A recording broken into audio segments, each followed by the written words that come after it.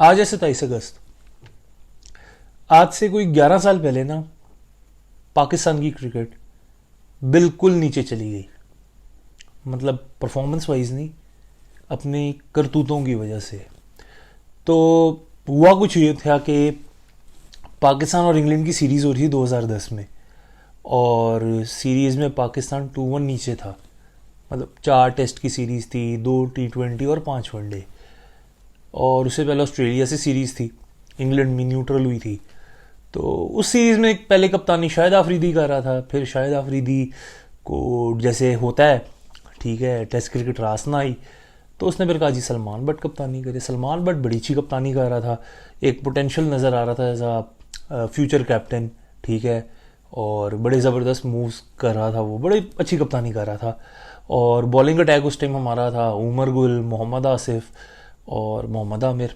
आमिर नया नया था बिल्कुल, और आमिर सबको याद है कि पकड़ा ही नहीं जाता था। कहते हैं ना कि नेड़े थेड़े नहीं लगता था। मोहम्मद आसिफ का सबको पता है कि हाथों में ही जादू था, और गुली भाई जो थे वो सबको पता है कि कैसे बॉलर थे। तो काफ़ी ज़बरदस्त टीम थी जी हमारी, बॉलिंग भी हमारी स्ट्रांग थी काफ़ी। खैर बैटिंग उतना स्ट्रांग नहीं थी, लेकिन करते कराते हमने ओवल टेस्ट जीता 2010 का। Mohammad Aamir man of the match हुआ, और बड़ा ज़बरदस्त नज़र आ रहा कि गुड सीन है। खैर इसमें आते हैं जो चौथा टेस्ट हुआ लॉर्ड्स में।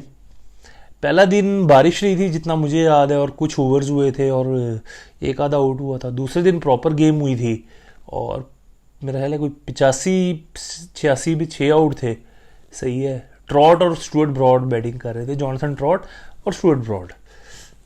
मोहम्मद आमिर ने बहुत ज़बरदस्त बॉलिंग की थी, और कोई मतलब ज़बरदस्त वो दिन था, मुझे याद है। मैंने कहा चलो यार शायद हम सीरीज़ लेवल कर दें, क्योंकि वर्ल्ड कप भी करीब था, और था कि यार कोई अच्छा होना चाहिए। पाकिस्तान के हालात भी ओवरऑल भी मतलब कोई इतने अच्छे नहीं थे। बहरहाल जी पाकिस्तान टीम का वो डे टू एंड होता है, और रात को कोई 11:30-12 बजे ना न्यूज़ आती है। मेरा ख्याल है ARY या इस तरह कोई चैनल था, उस पर न्यूज़ आई थी कि भाई एक बुकी है मज़र मजीद, ठीक है, वो पैसे शैसे गिन रहा है और बता रहा है एक बंदे को, मज़र महमूद करके एक रिपोर्टर होता था न्यूज़ ऑफ द वर्ल्ड का, जिसने न्यूज़ ब्रेक की कि जी सलमान बट, मोहम्मद आमिर और मोहम्मद आसिफ, इन तीनों ने पैसे पकड़े हुए हैं मैच पे। और पहले तो ये बात ना मानने में नहीं आ रही थी कि ऐसा कुछ हो सकता है। कि मतलब उससे पहले वो 2000 वाली मैच फिक्सिंग वाली जो थी रिपोर्ट वगैरह, उस तक था जी यही शायद आखिरी होगी, उसके बाद सब कुछ नहीं हुआ। तो थोड़ा सा मानना मुश्किल हो रहा था। तो मैंने भी कहा चलो शायद ऐवी कोई होगी बात, आगे पीछे हो जाएगी, कोई ऐवी फेक न्यूज़ फैलाई होगी। लेकिन कोई उसके 2 या 3 घंटे बाद ना एक न्यूज़ आती है कि स्कॉटलैंड यार्ड पाकिस्तान टीम के होटल जा रही है और छापे मार रही है सबके रूम्स में। और सब प्लेयर्स डर गए हुए थे। एक तो मोस्टली नए थे लड़के, डर गए, परेशान हो गई, चल क्या रहा है कुछ समझ ना आए। तो आहिस्ता आहिस्ता तहकीकात हुई, सारी इंक्वायरी बैठी, सब हुआ। पता लगा जी मोहम्मद आमिर, मोहम्मद आसिफ और सलमान बट ने ना गेम डाली हुई है जी पैसों की, और पैसे पकड़े हुए हैं, ठीक है। और उसमें मैच में नो बॉल्स कर दी थी आमिर ने और आसिफ ने। आमिर ने तो ये वाली नो बॉल की थी, आसिफ बड़ा तेज आदमी था, उसने की थी बड़ी वो नो बॉल के पकड़ी भी ना जाए। लेकिन भाई फिर वो पकड़े गए।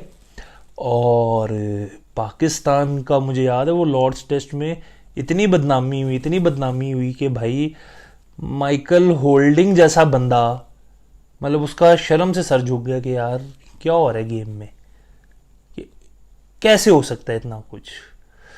रमीज़ मुझे याद है आमिर को लेके बहुत डिसअपॉइंट हुआ था, क्योंकि रमीज़ राजा बड़ा वो करता है, यंगस्टर्स को बड़ा लाइक करता है, प्रमोट करता है, जिसमें टैलेंट हो ऑब्वियसली। तो बहुत डिसअपॉइंट हुआ कि यार ये क्या हुआ है, इस बच्चे ने क्या हरकत की है। मतलब इतना आगे जा रहा था, कैरियर बन रहा था, वर्ल्ड कप खड़ा था सर पे, और इन तीनों के होते हुए साथ में शोएब अख्तर भी था वनडेज में, शाहिद आफरीदी भी था, ठीक है। तो इन सब के होते हुए पाकिस्तान तो फॉर श्योर कंटेंडर था जी वर्ल्ड कप भी जीतेगा। लेकिन ऐसा कुछ हुआ नहीं। पाकिस्तान फिर वो खैर मैच हार गया टेस्ट मैच में, क्योंकि वो स्टुअर्ट ब्रॉड और जॉनसन ट्रॉट ने बड़ी कोई ज़बरदस्त बैटिंग कर दी। जॉनथन ट्रॉट ने मेरे ख्याल 200 किया, स्टुअर्ट ब्रॉड ने 170 कुछ किया। फिर क्या कहते हैं, वन मतलब टेस्ट मैच में वो फॉलो ऑन पड़ा, इनिंग से हारे। वो 4 दिन जो थे ना क्रिकेट के, और उसके बाद जो वनडे सीरीज और वो सब था, उसने बड़ा डेंट डाला फिर पाकिस्तान पे। कि एक तरफ ये बात भी चल रही थी कि यार पाकिस्तान क्रिकेट को ना बैन ही कर दो, खत्म ही कर दो जी इस क्रिकेट को, तो क्योंकि क्रिकेट हो नहीं रही थी हमारे मतलब पाकिस्तान में सिक्योरिटी रीजंस की वजह से, और परफॉर्मेंस ऐसा कोई आ नहीं रही थी, प्लेयर्स के अपने मसले इतने थी, लड़ाइयाँ इतनी थी, पॉलिटिक्स उस टाइम पे बहुत थी। तो यही आईसीसी का भी माइंड चल रहा था कि यार इनको तो ना फारिग ही करा दो, इतना नीचे चली गई थी पाकिस्तान क्रिकेट। तो खैर आज मुझे बस वो वाकया याद आ गया, एक स्टोरी याद आ गई, मैंने कहा यार शेयर करूं कि पाकिस्तान क्रिकेट को एक्चुअल जिसे कहते हैं ना रॉक बॉटम लगा कहाँ, वो ये था स्पॉट फिक्सिंग वाला। कि उसके बाद से आप ये देखो कि आमिर का कमबैक हो गया, सलमान बट मोहम्मद आसिफ को डोमेस्टिक खेलने को मिल गई, लेकिन वो जो कहते हैं ना डेंट डाल दी है क्रिकेट पे, जिसके बाद हमने देखा शर्जील, खालिद, उमर अकमल, ये सब जितने भी थे, ठीक है, मतलब कोई फिर बचा नहीं ना उसके बाद, फिर सारा नाम खराब हो गया। शाहजेब हसन, इतने कोई प्लेयर थे, इतने टैलेंटेड प्लेयर थे, सब आगे पीछे हो गए, गायब हो गए।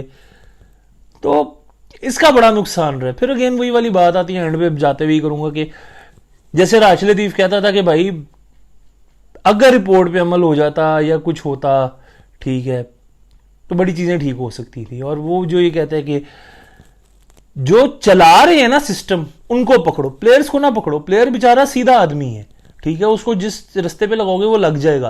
पकड़ो उनको जो चलाते हैं, उनको इस चीज पे होनी चाहिए पकड़। तो बहरहाल मैं कहा आज जरा एक स्टोरी शेयर करता हूँ तुम लोगों के साथ। और रमीज़ राजा वाली न्यूज़ अब कंफर्म हो रही है चेयरमैन की बनने की, तो जब वो एक दफ़ा बन जाएगा फिर ज़रा बात करेंगे उस पर भी, ठीक है। तो